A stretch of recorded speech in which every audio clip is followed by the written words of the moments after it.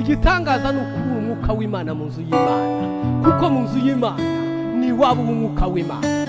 Ariko kandi niyo waba mu nzu y'Imana, niyo waba mu cyumba cyuzuye umwuka, ntibirasobanura ko umwuka kurimo. Niyo mpamvu abantu bazunguruka amatorero bayahindagura ngo hariho amatorero y'umwuka. Reka nkubwire ngo niryo wavuyemo niryo umwuka, ahubwo ikitagira umwuka ni wowe, ariko itorero ubwaryo ni irinyamwuka.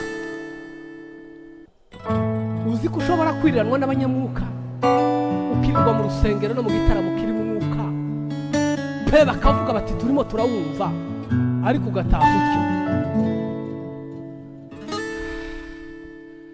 Uzafate icupa, wenda n'urugero rworoshe kumva, ufate agapipiri k'amazi kari vide katarimo amazi, ugapfundikire, hanyuma ugaterere muri pisine, kamaremo amasaha 2 kari koga hejuru.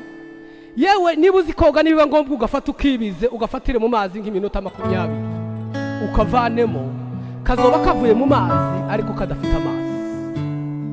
Abakristo benshi birirwaho umwuka uri, ariko nta mwuka barimo, kubera ko kode zabo bagifunze.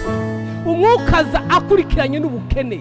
Igihe cyose ukirite ugifunze, ugifite amakode, utarumva n'ubu bukene bw'umwuka wera, uzaja mu bitaramo byuzuye umwuka wera, uje mu matorero bavuga kundi mibahanura, uje ahantu umwuka wera bavuga ko wuzuye, ariko wowe uzataha nta mwuka wera. Umwuka wera rero akorera mu muntu kuruta gukorera mu karere. Reka nkubwire ngo Yesu aravuga ngo umwuka azaba muri mwe. Ntidukeneye kuba ahantu hari umwuka, dukeneye kubabwamo n'umwuka wera.